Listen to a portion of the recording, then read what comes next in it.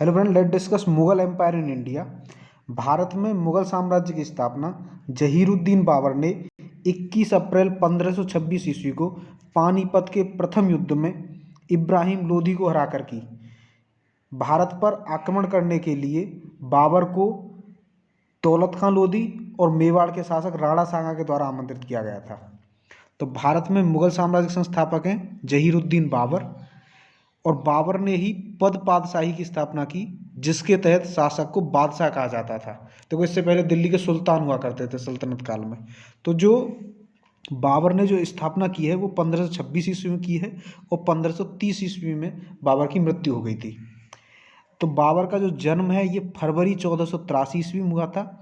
इनके पिता का नाम उमर शेख मिर्जा था। उमर शेख मिर्जा फरगना नामक राज्य के शासक थे, और बाबर इसकी गद्दी पर 8 जून 1494 ईस्वी में बैठा था।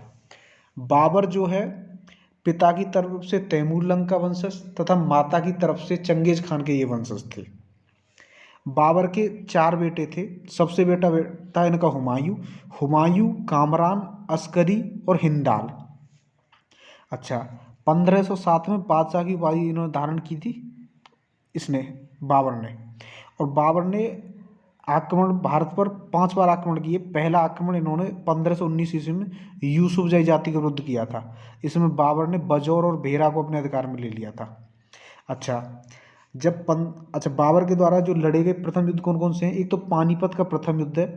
पानीपत का प्रथम युद्ध 21 अप्रैल 1526 ईस्वी को हुआ। ये इब्राहिम लोदी और बाबर के बीच हुआ, जिसमें बाबर ने इब्राहिम लोदी को हरा दिया, और इस तरह से भारत में मुगल साम्राज्य की नींव पड़ी। उसके बाद क्या हुआ? खानवा का युद्ध हुआ। ये 17 मार्च 1527 ईस्वी को हुआ। ये क्यों हुआ? देखो, इनको आमंत्रित जो किया था राणा सांगा ने ही, राणा सांगा और दौलत खां लोदी ने।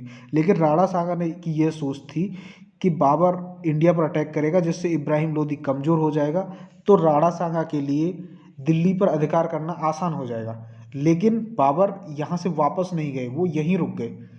यहीं उन्हें पर्यावरण अनुकूल लगा।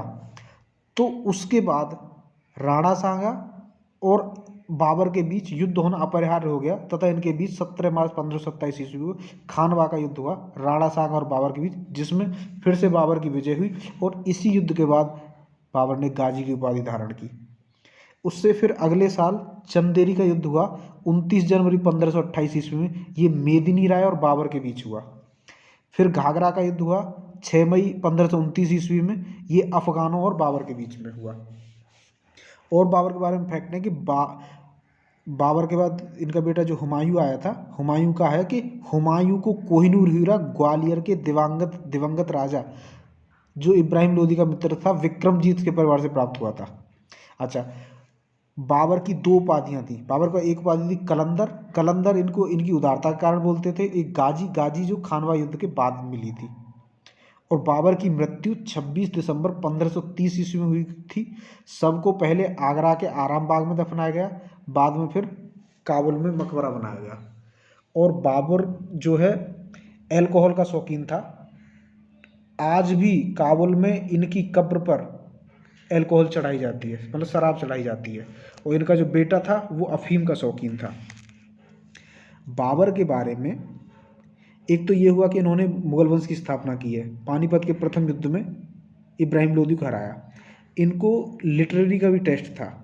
बाबर ने तुर्की भाषा में बाबरनामा की रचना की है, जिसमें उन्होंने ये लिखा है कि उनको इंडिया में क्या पसंद है, क्या पसंद नहीं है, इंडिया की सोशल कंडीशन क्या थी, फेयर्स एंड फेस्टिवल्स के बारे में इन्होंने लिखा है।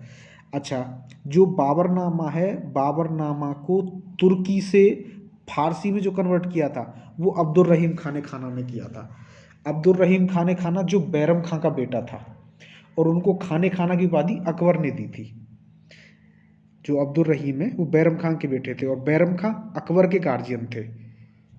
बैरम खां को फिर अकबर ने मक्का निर्वास कर दिया था। तो ये तो रहा बाबर के बारे में। अभी चलते